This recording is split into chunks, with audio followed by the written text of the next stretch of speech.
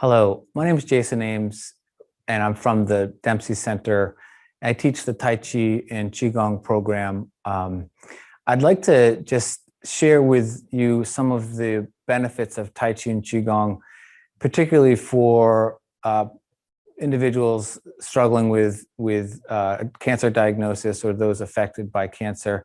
The Tai Chi and Qigong program is a very adaptable, easy, approachable entry point into the practices. And for some of you who may or may not have heard of Qigong, I just want to give a little explanation about, what is Tai Chi, what is Qigong.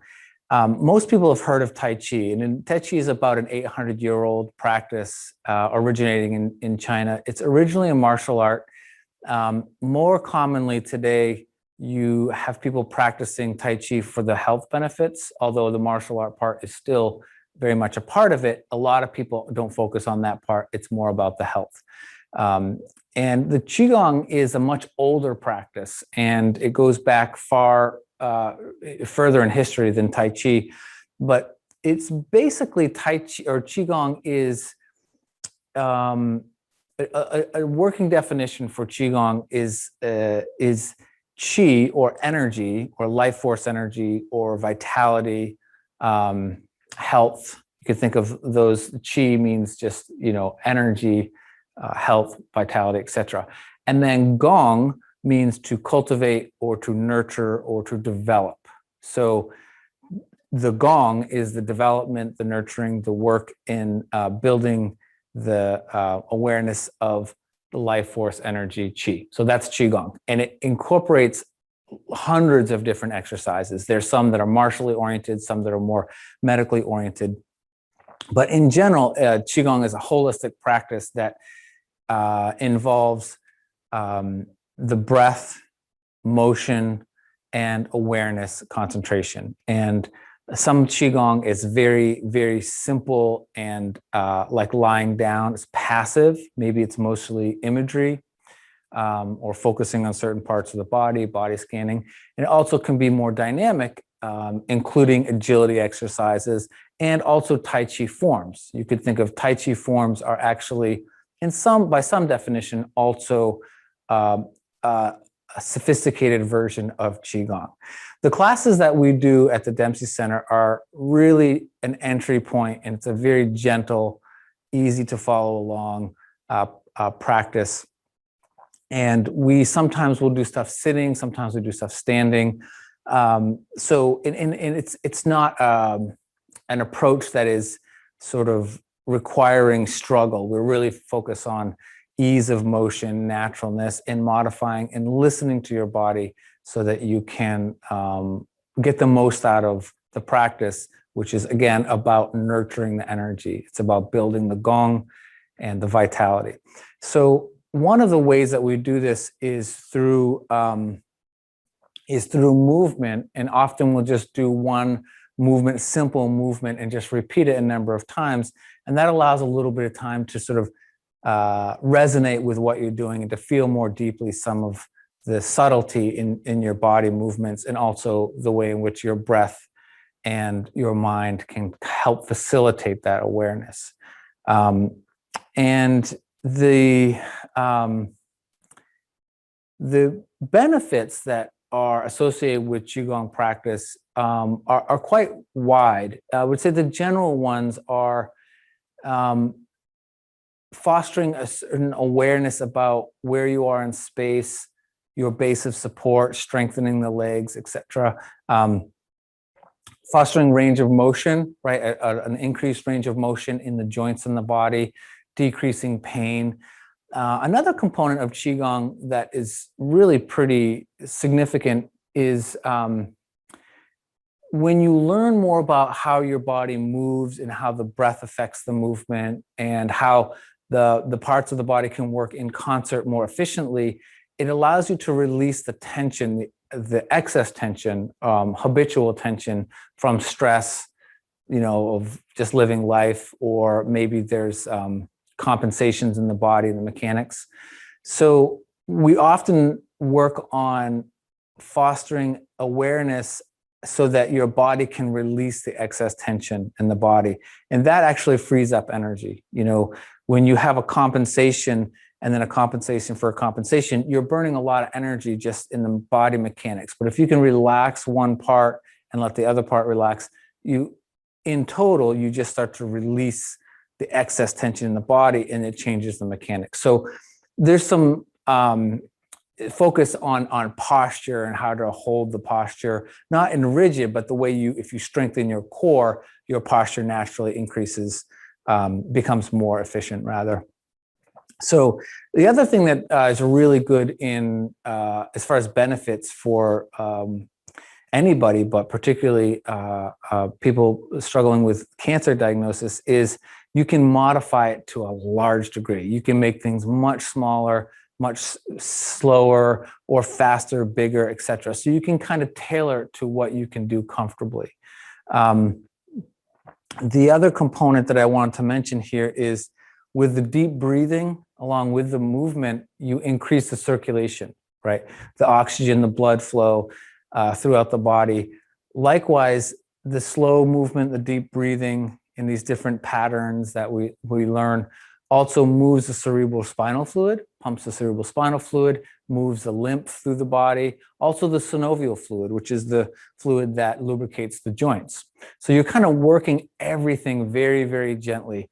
And this results in just better circulation of all the fluids, which again is just going to help overall health. So it's a very holistic practice, and the aim is to develop more awareness of how to move the body in an integrated way and how to increase range of motion, etc. On a different level, but similarly, the Qigong and Tai Chi helps you strengthen the nervous system. So the sympathetic nervous system and the parasympathetic nervous system. If you think of the parasympathetic nervous system is the part of the nervous system that helps relax you and calm you down, we're kind of strengthening the ability, the capacity for the body to relax and learn how it can relax, how it can release tension, not just in the physical body, but also tension in the mind, emotions, etc. So we're kind of working on the mind, the body, the spirit, emotion, etc., all at the same time. By nurturing the body, you start to feel more, you start to relax more, you start to find a little more flow, things feel more open, etc. So again, it's a very holistic practice. So I want to take a few moments and just do a couple simple movements here. Again, you can do this from a seated position or standing, just to give you a little bit of a taste of some of the movements that we do. So take a moment, feet shoulder width. Your feet can be out a little bit or a little forward, just depending on what feels comfortable in your hips. And just lower your center of gravity a little bit. You're just dropping your center of gravity a ½ inch or 1 inch. Very simple. And then just relax, open your hands, right? Kind of pulse the hands, maybe float and sink a little bit. So you just find a little bit of a springy feeling by gently bending the elbows, pressing down, almost like you're moving through water. And just gently exploring this. And notice as you start to do this, you might feel your lower body, your knees bend, your hips drop a little bit. So you're starting to coordinate what the arms are doing and this gentle pumping action in the legs. Just kind of notice that. Right? It can be very gentle. You might be shifting a little bit left to right, or you might be 50-50. Just stay comfortable.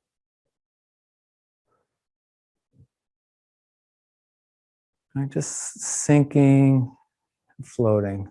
Breathe.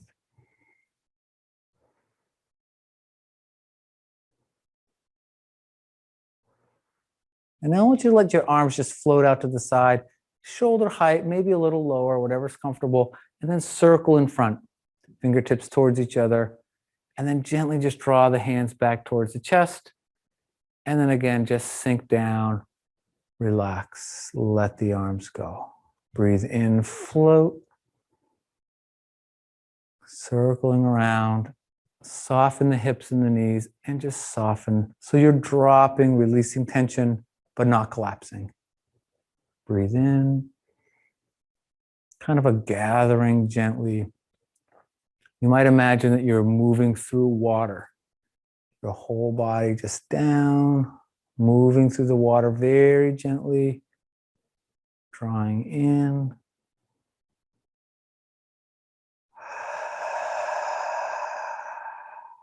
Two more times.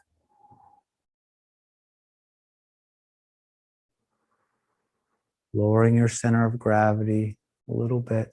That springy, floating feeling up. And again, sink and settle. Excellent. Now begin to just shift the weight left to right. So notice as you shift the weight to one side, still stay nice and stable. You don't have to go 100%. Just feel your weight going from one leg to the other. We call this empty and full, or substantial and insubstantial. Another way to think about it is yin and yang. You have your full and your empty leg. Your full and your empty. Doesn't have to be 100%. Maybe it's just shifting 70%. But just get that feeling of left to right.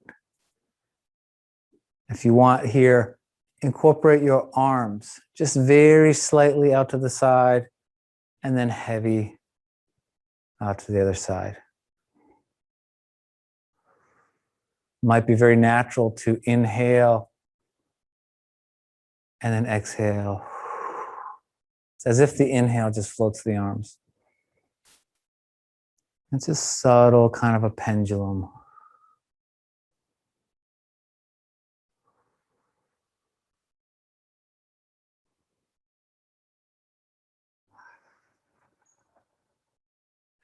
And then just begin to, we're going to go all the way around. Just a gentle, gentle, gentle circle. Don't go too high. Just bend the elbows up to the top of our circle, down the side, and let the weight shift to the other side. All right, breathing in and out. One more time, breathe in. Just letting everything stay in motion, comfortable. And then the other side, other direction. Just letting the arms get heavy, drop the body a little bit. Just slide the weight over, breathe in, float. And let go, exhale. Just creating these two circles.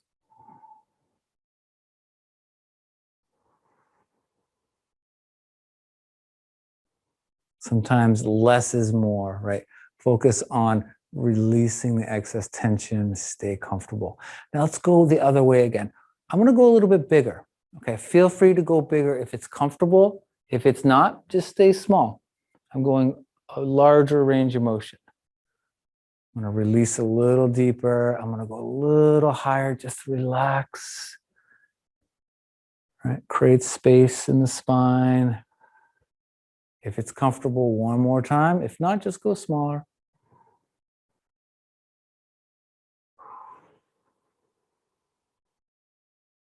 I'm going to reverse. Again, you can go small or big. I'm going to go big here. Right? Just gentle, floating up, drifting over to the side. Feel the arms get heavy, lower the body a little bit. Down that pendulum. Breathe in.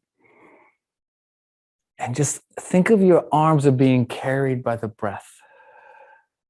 One more time as you breathe in. And as you exhale. Let's go again 3 times the other way. This time really small. We're going to do very small. Just a small little circle.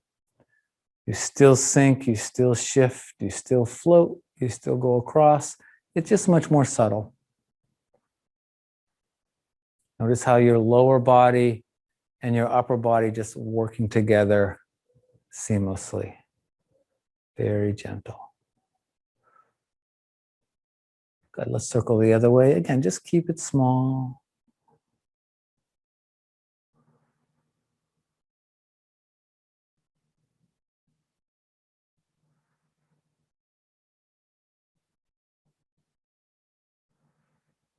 And relax. Let's float up. Draw in, Sink and settle. Just think of your energy like the roots of a big pine tree going deep into the ground. Lower your body slightly, but stay nice and upright. 2 more.